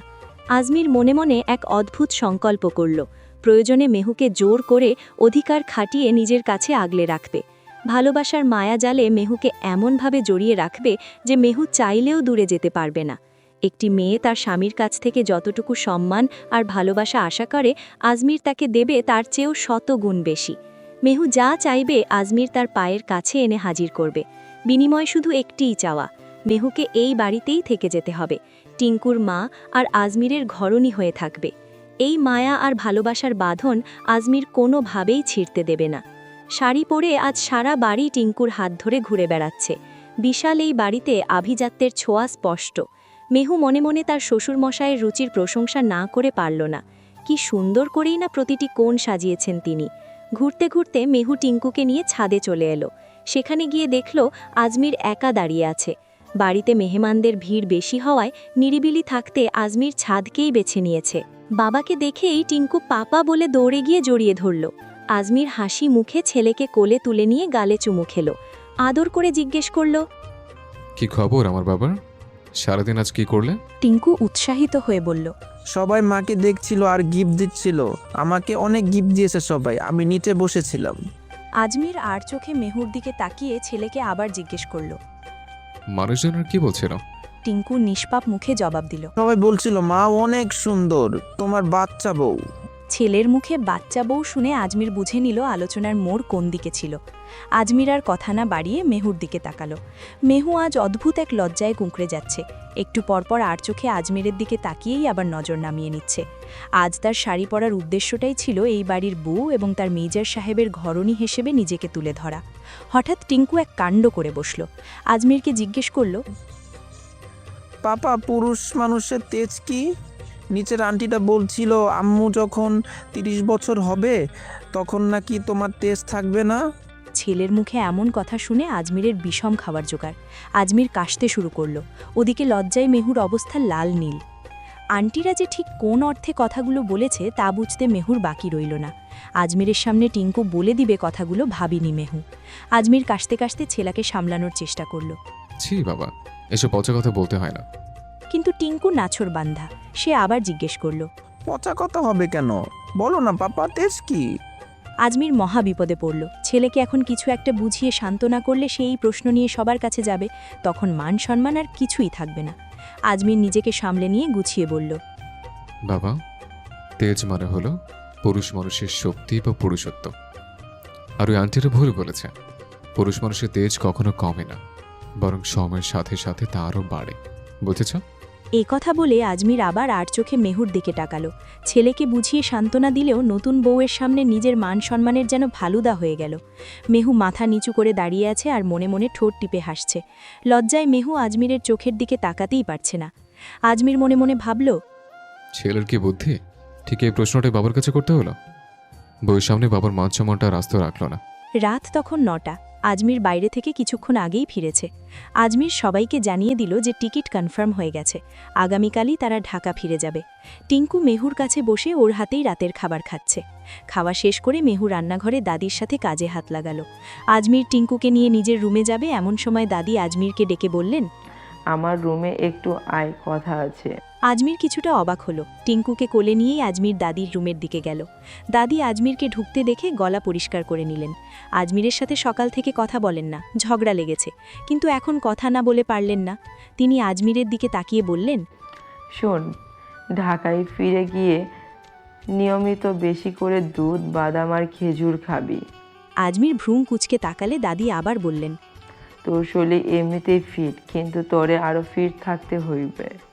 তুই আর্মি মেজর, তোরে এসব শিখাতে হবে না আমি জানি, কিন্তু দাদি হিসেবে কিছু ঘরোয়া পরামর্শ দেওয়া আমার কর্তব্য, তাই বললাম। আজমির বুঝতে পারল দাদি কোন দিকে ইঙ্গিত করছেন। বিরক্ত হয়ে বলল, দাদি, তুমি কিন্তু এখন বেশি বাড়াবাড়ি করছো। তোমাকে আগেও বলেছে টিঙ্কুর সামনে এসব বাজে বাজে কথা একদম বলবে না। দাদিও দমে যাওয়ার পাত্রী নন। তিনি তেড়ে উঠে বললেন, আমি জানতাম তুই এসব কথা বলবি। পুরুষ মানুষের সামর্থ্যের কথা বলা কি আজে বাজে কথা? এটা একবার হারালে কি আর ফেরত পাবি? ঘরে একটা কচি বউ এনে দিছি, হের বউরে আগলে রাখার দায়িত্ব তো তোরই। আমি মেহুর হাতে দুধ পাঠিয়ে দিয়েছি, রুমে গিয়ে খায় নিস। আজমির দাদির দিকে তাকিয়ে নিস্পৃহ গলায় বলল, তুমি আর জীবনে শোধরাবে না। তোমাকে শেষবারের মতো বলেছে, টিঙ্কু আর মেহুর কানে এসব বাজে কথা একদম ঢোকাবে না। দাদি মুখ ঘুরিয়ে গজগজ করতে করতে বললেন, আমার কথা এখন আজে বাজে মনে হবেই, কিন্তু মনে রাখিস দাদির কথা বাসি হলেও ফলে।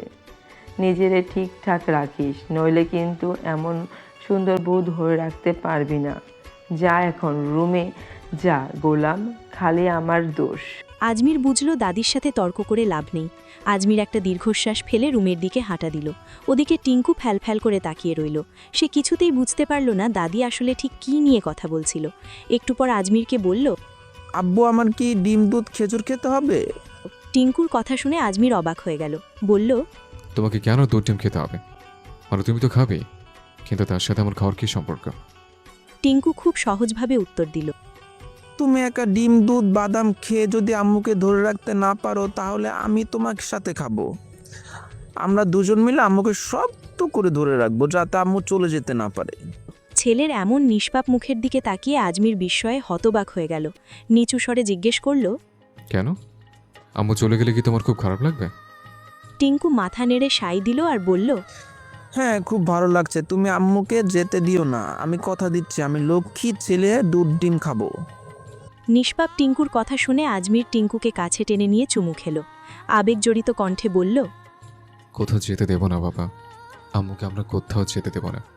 আমার টিঙ্কুর আম্মুকে লাগবে, তাই দরকার হলে তোমার বাবা বেশি বেশি করে দুধ ডিম আর বাদাম খাবে। আম্মুকে শক্ত বাঁধনে বেঁধে রাখবে, তবুও যেতে দেবে না। আজমির টিঙ্কুকে আশ্বস্ত করে বলল, তোমাকে কোনো কষ্ট করতে হবে না বাবা, তোমার বাবা সব ব্যবস্থা করব। টিঙ্কুকে নিয়ে আজমির ঘরের ভেতরে ঢুকল। দেখল মেহু শরীরের গয়নাগুলো খুলে ড্রেসিং টেবিলের ওপর রাখছে। আজমির টিঙ্কুকে বিছানায় বসিয়ে দিয়ে মশারি টাঙাতে শুরু করল। হঠাৎ আজমির আর চোখে দেখল টিঙ্কু বিছানা থেকে নেমে দৌড়ে মেহুর কাছে চলে গেছে। টিঙ্কু মেহুর কোমরে জড়িয়ে ধরে তার শরীরে মুখ ডুবিয়ে দিল। মেহু গলার হারটা খুলতে খুলতে অবাক হয়ে প্রশ্ন করল, কি হয়েছে টিঙ্কু, কি করছো? টিঙ্কু মেহুর গায়ে নাক ঘষতে ঘষতে বলল, গন্ধ নিচ্ছি। মেহু অবাক হয়ে প্রশ্ন করল, কিসের গন্ধ? টিঙ্কু বলল, বড়াম্মু এক বান্ধবী এসেছিল না, তিনি বলছে মায়েদের শরীরে নাকি আলাদা একটা সুন্দর গন্ধ আছে, আমি সেই গন্ধ করছি। আজমির তখন ঘরের দরজাটা আটকাতে যাচ্ছিল। টিঙ্কুর কথা শুনে সে চমকে পেছন ফিরে তাকালো। মেহু খুব অবাক হলো, তাকিয়ে রইল টিঙ্কুর দিকে। কিছুক্ষণ পর পরম মমতায় টিঙ্কুকে নিজের বুকের সাথে মিশিয়ে নিয়ে বলল, তাই বুঝি, তা পেয়েছো সেই গন্ধ? টিঙ্কু মেহুকে আরও শক্ত করে জড়িয়ে ধরে বলল, আমি আর পাপা দুধ ডিম বাদাম খাবো, অনেক পরিশ্রম করব, তুমি প্লিজ আমাদের ছেড়ে চলে যেও না। টিঙ্কুর মুখে এমন কথা শুনে মেহু শিউরে উঠল। দরজার কাছে দাঁড়িয়ে আজমিরও স্তব্ধ হয়ে গেল। মেহু সাথে সাথে টিঙ্কুকে কোলে তুলে নিল। ওর গালে আদর করে চুমু খেয়ে বলল, আমি কোথাও যাব না বাবা, চলো এবার বিছানায় যাই, অনেক রাত হয়েছে তো, ঘুমাবো চলো।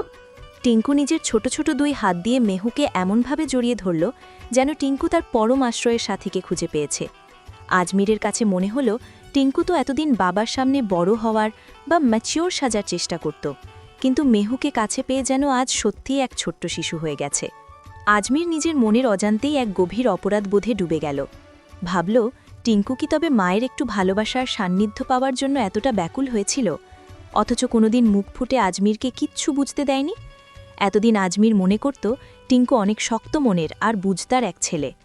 কখনো কল্পনাও করতে পারেনি যে ছোট্ট এই ছেলেটার মনের গহীনে এতটা হাহাকার লুকিয়ে আছে। আজ মেহুর একটুখানি মাতৃত্বের ছোঁয়া পেয়ে টিঙ্কু যেন মোমের মতো গলে গেছে। আজমির নিজের অজান্তেই একটা দীর্ঘশ্বাস ফেলল। আজমির মনে মনে প্রতিজ্ঞা করল, কোথাও যাবে না তোমার মা টিঙ্কু, আমি ওকে কোথাও যেতে দেব না, ও সবসময় তোমার কাছেই থাকবে। আজমির যেন নিজের কাছেই নিজে অঙ্গীকারবদ্ধ হল যে তার সন্তানের এই অপূর্ণতা সে আর বাড়তে দেবে না। ঘরের বাতি নিভিয়ে আজমির বিছানায় এসে নিজের জায়গায় শুল। মাঝখানে টিঙ্কু আর অন্য পাশে মেহু। আজমির কথা শুরু করার জন্য বলল, আগামীকাল সকালেই রওনা দেব, সবকিছু গুছিয়ে নিয়েছো তো? মেহু খুব সংক্ষেপে উত্তর দিল। গোছানো আছে। তাদের কথা বলার মাঝেই টিঙ্কু গভীর ঘুমে তলিয়ে গেল। আজমির ভাবল মেহুর সাথে কিছু বিষয় পরিষ্কার করে নেওয়া দরকার। আজমির ডাকল, মেহু। হুম। আজমির আলতো স্বরে মেহুর দৃষ্টি আকর্ষণ করে বলল, তুমি তো আমার চাকরির ব্যাপারে জানো, কিছুদিন পরে আমাকে চলে যেতে হবে। তোমার তো এখনো পড়াশোনা আর পরীক্ষা শেষ হয়নি, তাই তোমাকে এখানে থাকতে হবে। কিন্তু আজমির কথাটি শেষ করতে পারল না, তার আগেই মেহু বলে উঠল, টিঙ্কুকে কি আমার কাছে রেখে যাবেন? ওকে আমি দেখে রাখবো, আপনারও সুবিধা হবে, কারণ ওর সাথে থাকলে আপনাকে সবসময় দুশ্চিন্তায় থাকতে হয়। তার চেয়ে টিঙ্কুকে আমার কাছেই রেখে যান আপনি, ও আমার কাছেই না হয়ে থাকুক। আজমির ঠিক এই কথাটিই বলতে চেয়েছিল টিঙ্কু যেন তার দাদি, সদ্য পাওয়া মা সবার সাথে একটা ভরা পরিবারে বড় হয়। কুমিল্লা একা একা থাকলে ওর খুব কষ্ট হয়, তাই আজমির জিজ্ঞেস করল, তোমার কোনো সমস্যা হবে না তো? মানে তোমার কলেজ বা পড়াশোনা ক্ষতি হবে না তো? মেহু অভয় দিয়ে বলল, না না, কোনো সমস্যা হবে না। আমি যখন কলেজে যাব তখন দাদি অথবা মা ওকে দেখে রাখবেন, আর আমি কলেজ থেকে ফিরে এলে ও সারাক্ষণ আমার সাথেই থাকবে। আমরা দুজন মিলে খেলাধুলা করব, মজা করব, আমি নিজেই ওকে পড়াবো, কোনো অসুবিধাই হবে না। আজমিরের বরাবরের মতো ভোরে ঘুম থেকে ওঠার অভ্যাস, আজও তার ব্যতিক্রম হল না। চট্টগ্রামে আজই তাদের শেষ দিন। ঘুম থেকে উঠে দেখল মেহুর বুকে টিঙ্কু। আজমির চাদর দিয়ে ঢেকে দিলে দুজনের বুক অবধি। ফজরের নামাজের পর সে বাইরে বের হল। চাচাদের সাথে দেখা করে বাড়ির সীমানা দেওয়াল তৈরির দায়িত্ব বুঝিয়ে দিল এবং প্রয়োজনীয় টাকাও মিটিয়ে দিল। সব কাজ শেষ করে সকাল 7টায় বাসায় ফিরে আজমির দেখল সবাই তৈরি। নাশতা খেয়েই তারা রওনা দেবে। আজমির আর দেরি না করে দ্রুত গোসল সেরে তৈরি হয়ে নিল। চাচা আর চাচাতো ভাই বোনেরা সবাই তাদের বিদায় জানাতে এলো। আজমির কথা দিয়ে গেল সামনের বছর ছুটি পেলেই সে আবার আসবে। যাত্রার জন্য আজমির পুরো একটি ট্রেনের বগি বুক করে নিয়েছে, যাতে বাইরের কেউ বিরক্ত না করে। বগির ভেতরে টিঙ্কু আনন্দে ছোটাছুটি করছে। আজমির আর মেহু পাশাপাশি বসেছে। ওদিকে মিনু আর আফরোজা বানু তন্দ্রাচ্ছন্ন হয়ে ঢুলছেন। হঠাৎ মেহু আজমিরের দিকে তাকিয়ে আমতা আমতা করে বলল, মেজর সাহেব। আজমির যখনই মেজর সাহেব ডাকটা শোনে তার বুকের ভেতরটা যেন কেঁপে ওঠে। হালকা চোখে তাকিয়ে ছোট করে বলল, মেহু জিজ্ঞেস করল, আপনার ছুটি আর কতদিন বাকি আছে? আজমির মেহুর দিকে তাকিয়ে মনে মনে হিসেব করতে লাগল। আসলে মেহুর চেয়েও এই হিসেবটা বেশি পোড়াচ্ছে আজমিরকে। সে 2 মাসের ছুটি নিয়ে এলেও একটি জরুরি প্রজেক্টের কারণে ছুটি কিছুটা কমিয়ে দেওয়া হয়েছে। মাদক বিরোধী একটি স্থগিত হওয়া প্রজেক্ট আবার নতুন করে শুরু হচ্ছে, তাই তাকে 10-15 দিন আগেই ফিরতে হবে। সব মিলিয়ে হাতে হয়তো আর 20-25 দিন সময় আছে। আজমির শুধু বলল, আছে আর কিছুদিন। কেন, কিছু বলবে? মেহু কিছুক্ষণ চেয়ে থেকে বলল, না, কিছু না। আজমির জানে মেহুর মনে কি চলছে। সে চলে যাবে এই চিন্তাটা হয়তো মেহুকে ভাবাচ্ছে, কিন্তু আজমিরের নিজের যে কতটা খারাপ লাগছে তা সে কাউকে বোঝাতে পারছে না। এর আগে কখনো বাড়ি ছাড়ার সময় তার এমন লাগেনি, কিন্তু এবার যেন বুকটা ফেটে চৌচির হয়ে যাচ্ছে। বাড়িতে পৌঁছতে পৌঁছতে প্রায় বিকেল হয়ে এলো। ঘরে ঢুকেই সবাই যার যার রুমে চলে গেল। মিনু আন্টিও আপাতত এই বাড়িতেই উঠলেন, পরে নিজের বাসায় যাবেন। এলাকার কেউ এখনও জানে না যে আজমির আর মেহুর বিয়ে হয়ে গেছে, তাই এ বিষয়ে সবার সাথে আলোচনা করা প্রয়োজন। তারপর মিনু নিজের বাসায় যাবে। এদিকে আজমিরের কোলে টিঙ্কু গভীর ঘুমে আচ্ছন্ন। আজমির ঘুমন্ত ছেলেকে কোলে নিয়েই নিজের রুমে গেল। মেহুও গত 2 দিনের অভ্যাসবশত আজমিরের রুমেই ঢুকল। মেহুকে দেখে আজমির বলল, আমি ওকে বিছানা শুয়ে দিচ্ছি, তুমি বরং ওয়াশরুম থেকে ফ্রেশ হয়ে এসো। অনেক ধকল গেছে, তুমি নিশ্চয়ই খুবই ক্লান্ত। মেহু আর কথা বাড়াল না, চুপচাপ নিজের জামাকাপড় নিয়ে ওয়াশরুমে চলে গেল। কিছুক্ষণ পর মেহু গোসল সেরে বের হল। ভেজা চুলগুলো সেভাবে মোছা হয়নি, টুপটুপ করে পানি পড়ছে। মেহু যখন সামনে এলো, আজমির অপলক দৃষ্টিতে তার দিকে তাকিয়ে রইল। ভেজা চুলে মেহুকে দেখে আজমিরের বুকের ভিতরটা যেন ধক করে উঠল। এক অজানা সুখানুভূতি আর শিহরণ বয়ে গেল তার শরীরে। একদৃষ্টে তাকিয়ে আছে দেখে মেহু বেশ লাজ পেয়ে গেল। সে তড়িঘড়ি করে তোয়ালে দিয়ে চুল মুছতে মুছতে ড্রেসিং টেবিলের সামনে গিয়ে দাঁড়াল।